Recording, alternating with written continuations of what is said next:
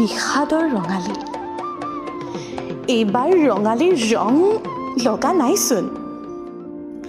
আয়ে আখলত পিঠাৰ খোলাও পতা নাই। নাহৰ তগৰ পদূলিৰ কপৌজোপায়ো যেন ৰং হেৰুৱাই নিস্তেজ হাঁহি মাৰি ফুলি আছে।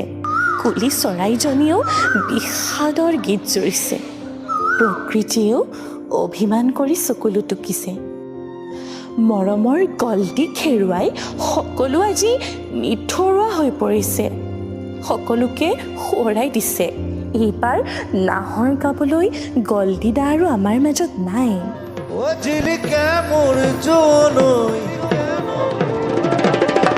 ভবাতো নাছিলো গলদিদা তুমি ইমান সোনকালে আমাক এৰি যাবাগৈ বুলি। তোমাৰ কাণৰ তালে তালে আমি আৰু নাচিবলৈ নাপাম বুলি। নিজক বুজাব পৰা নাই অ'। কেনেকৈ তুমি নোহোৱাকৈনো বিহুখন পাতো, কেনেকৈ গাঁৱৰ হুঁচৰি জোৰা জোৰো।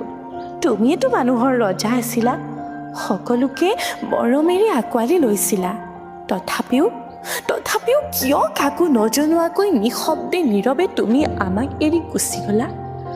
তোমাৰ জানমণিজনীয়েও এইবাৰ বহাগত কঁকাল ঘূৰাই নানাচে।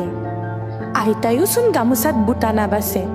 সৰু ভনীয়ে এইবাৰ বিহুত চেনাইক বিহুৱান নাযাচে। অ' গলদিদা, তুমি বিহীন ঋতুৰাজ বসন্তক আমি এনেকৈ আদৰিবলৈ ওলাইছোঁ বিষাদৰ ৰঙেৰে। তোমাৰ স্মৃতিবোৰ জীয়াই ৰাখিম তোমাৰ প্ৰতিটো গানৰ মাজেৰে। তুমি বিহীন আজি নহয় প্ৰত্যেকটো বসন্তই উকা হৈ ৰ'ব গলদিদা। তোমাৰ আমাৰ প্ৰতি থকা ভাল পোৱাই প্ৰতিটো গানৰ সুৰবোৰে আমাৰ মাজত তোমাক চিৰদিনলৈ জীয়াই ৰাখিব। তুমি ঈশ্বৰৰ দেশত মাত্ৰ ভালে থাকিবা দেই।